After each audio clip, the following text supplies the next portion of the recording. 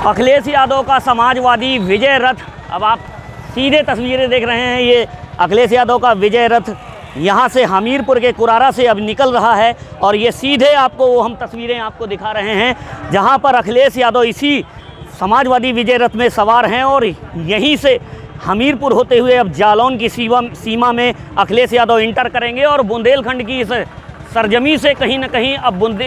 जो विधानसभा चुनाव है 2022 के, उसका शंखनाद अखिलेश यादव ने किया है। जिस तरीके से कल समाजवादी विजय रथ पर अखिलेश यादव सवार हुए थे और कानपुर के जाजमऊ से गंगा पुल से अखिलेश यादव इसी रथ में सवार होकर के बुंदेलखंड की इस धरती पर कदम रखा था और कल नवेली प्लांट होते हुए उसके बाद हमीरपुर की सीमा में दाखिल हुए थे और इसी अखिलेश यादव इसी जो विजय रथ है इसी में सवार होकर के लोगों का अभिवादन स्वीकार कर रहे हैं और इसी के साथ ही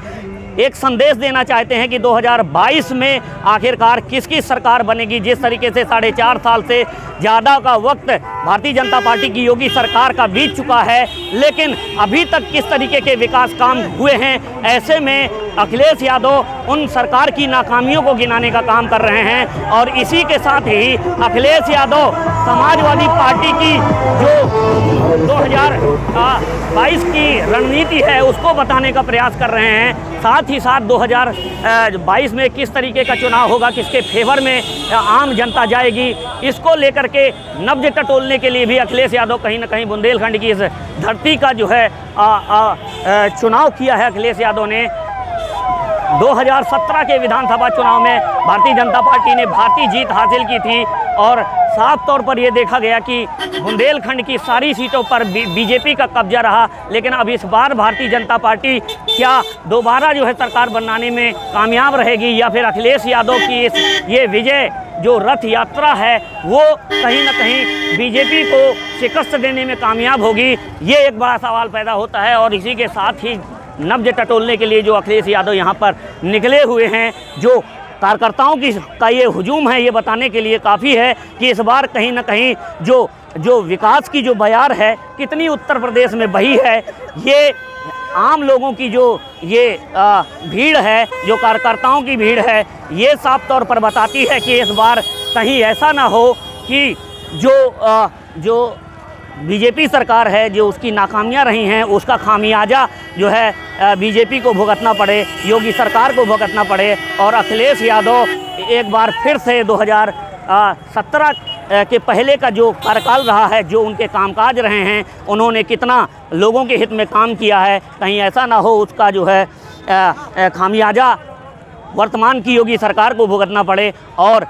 इस बार जो है कहीं ना कहीं अखिलेश यादव बाजी मार ले जाए, ये भी देखने वाली बात होगी। लेकिन ऐसे में ये हुजूम बताने के लिए काफ़ी है कि अखिलेश यादव की इस विजय यात्रा में कितने लोग शामिल हैं, हज़ारों की तादाद में। जिस तरीके से देखा गया है कि अखिलेश यादव की जो ये विजय रथ यात्रा शुरुआत हुई थी तो हज़ारों की तादाद में कानपुर में जो कार्यकर्ता हैं, जो आम लोग हैं, वो दिखाई दिए हैं और इसी के साथ ही आज का ये हुजूम बता रहा है कि अखिलेश यादव की इस विजय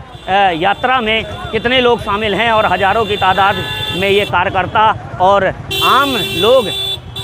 निकले हुए हैं, सड़कों पर हैं और अखिलेश यादव की इस विजय रथ यात्रा में शामिल हुए हैं। लेकिन क्या ये जो भीड़ है या ये कार्यकर्ता हैं, ये आम लोग हैं, इनको कितना जो है अखिलेश यादव वोट में कन्वर्ट कर पाएंगे, ये तो आने वाले विधानसभा चुनाव में ही तय होगा। लेकिन इतना ज़रूर है कि ये भीड़ बहुत कुछ कहती है और ये कार्यकर्ता, ये आम लोग बहुत कुछ बताने के लिए काफ़ी हैं कि जिस तरीके से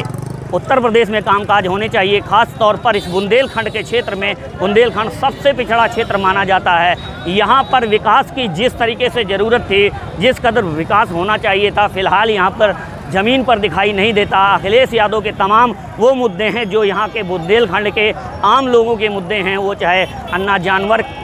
की समस्या हो, पानी की समस्या हो, बिजली की समस्या हो, सड़क की समस्या हो, शिक्षा की समस्या हो, स्वास्थ्य की समस्या हो, इन तमाम समस्याओं को लेकर के अखिलेश यादव इस विजय रथ में सवार होकर के यहाँ पर निकले हुए हैं। अब देखना ये होगा कि अब अखिलेश यादव तो अब यहाँ से रवाना हो गए हैं, अब इसके बाद ये जालौन, वो भी बुंदेलखंड का इलाका है, वहाँ पर जाकर के लोगों की नब्ज टटोलने का प्रयास करेंगे। लेकिन अब इस भीड़ को अखिलेश यादव कितना जो है वोट में कन्वर्ट कर पाएंगे, ये एक बड़ा सवाल है।